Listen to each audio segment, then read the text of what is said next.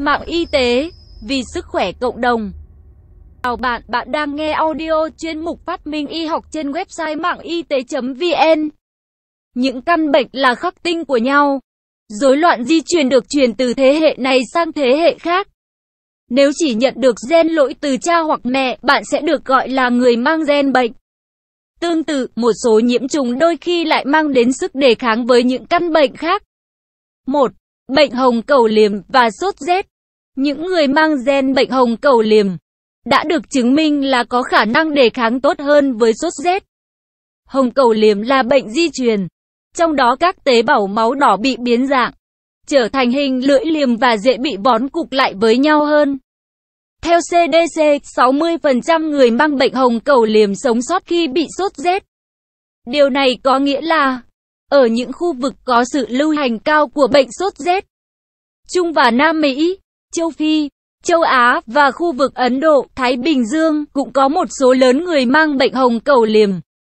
Hồng cầu liềm ngăn ngừa bệnh sốt rét là nhờ một thành phần hemoglobin, hem. Nồng độ hem thấp kích thích HEMOXENZASI1 cũng giáng hóa hem. Điều này cho phép carbon monoxide trở nên rõ ràng hơn trong máu. Bởi vì HEMOXENZASI1 giải phóng carbon monoxide, đóng một vai trò quan trọng trong phòng ngừa sốt rét. Một nhóm các nhà khoa học đã thử nghiệm trên chuột và quan sát thấy những kết quả này. Hồng cầu lưỡi liềm. 2. Bệnh tay sạch và bệnh lau. Những người mang bệnh tay sạch cho thấy gen bệnh tay sạch bảo vệ chống lại vi khuẩn Mycobacteria tuberculosis gây bệnh lau. Bệnh tay sạch phá hủy các tế bào thần kinh trong não và tủy sống. Hay gặp hơn ở người Do Thái Ashkenazi, có lẽ do điều kiện sống biệt lập và thiếu sự nhập cư. Đã có mối tương quan được chứng minh giữa gen tay sạch và bệnh lau trong quần thể đặc biệt này. Tuy nhiên, những người mang gen tay sạch tạo ra một tiểu phân nào đó của enzyme hexosaminidase. Tiểu phân này có liên quan chặt chẽ với ngăn ngừa bệnh lau, vì nó phá hủy Mycobacteria và khiến các vi khuẩn khác trên bề mặt tế bào trở nên ít hoạt động hơn. Vì vậy, mặc dù tỷ lệ mắc bệnh lau tăng ở người Do Thái Ashkenazi, số ca tử vong do căn bệnh này lại ít hơn. 3. Đậu bò và đậu mùa. Bệnh đậu bò, một nhiễm trùng da do virus, về cơ bản là bệnh đậu mùa nhẹ. Mặc dù bệnh đậu bò không nhất thiết sẽ dễ chịu khi mắc phải, cơ thể con người sẽ ngăn chặn sự tiến triển của nhiễm khuẩn sau một khoảng thời gian nhất định, vì vậy nhiễm khuẩn không gây chết người. Bệnh đậu bò có thể ngăn ngừa bệnh đậu mùa, vì về cơ bản cả hai bệnh này đều chung một dạng nhiễm khuẩn. Bằng cách tiếp xúc với nhiễm đậu bò, hệ miễn dịch có thể phát triển khả năng miễn dịch với virus.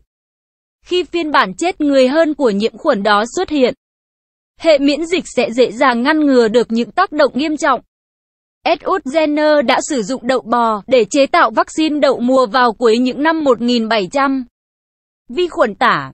4. Bệnh nhược cơ và bệnh dại. Có mối tương quan giữa bệnh nhân mắc bệnh nhược cơ và phòng ngừa bệnh dại. Bệnh nhược cơ myasthenia gravis là một bệnh của cơ, trong đó các cơ vận động tự chủ trở nên mệt mỏi và suy yếu.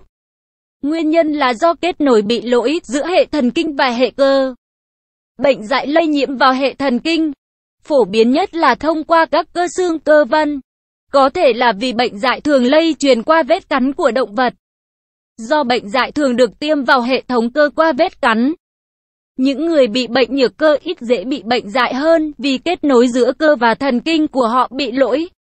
Bệnh dại sẽ rất khó gây hại cho hệ thần kinh khi ngay từ đầu nó đã không thể xâm nhập vào đó.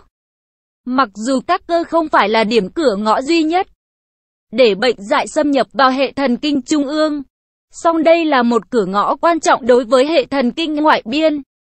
Điều này có thể ngăn ngừa nhiễm khuẩn hoặc trì hoãn nó, cho đến khi bệnh nhân có thể tìm được sự chăm sóc y tế. 5. Bệnh Niemann-Pick và Ebola.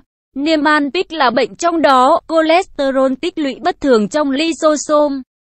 Cholesterol tích lũy do thiếu một loại protein đặc hiệu gọi là NPC1, có nhiệm vụ vận chuyển cholesterol ra khỏi lysosome.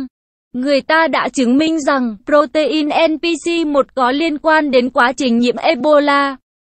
Virus Ebola đã được ghi nhận là kém lây nhiễm, ở các nguyên bào sợi của bệnh nhân bị bệnh Niemann-Pick, trong khi nó hoạt động tốt hơn ở các nguyên bào sợi nơi NPC1 dồi dào.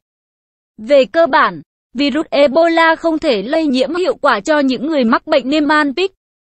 Vì không có sự hiện diện của NPC1, virus sẽ cực kỳ khó hoạt động. Bác sĩ Cẩm Tú, theo Lisvers. Nội dung bài viết đến đây là kết thúc. Nếu bạn có thắc mắc, câu hỏi gì xin hãy chia sẻ bình luận bên dưới bài viết này.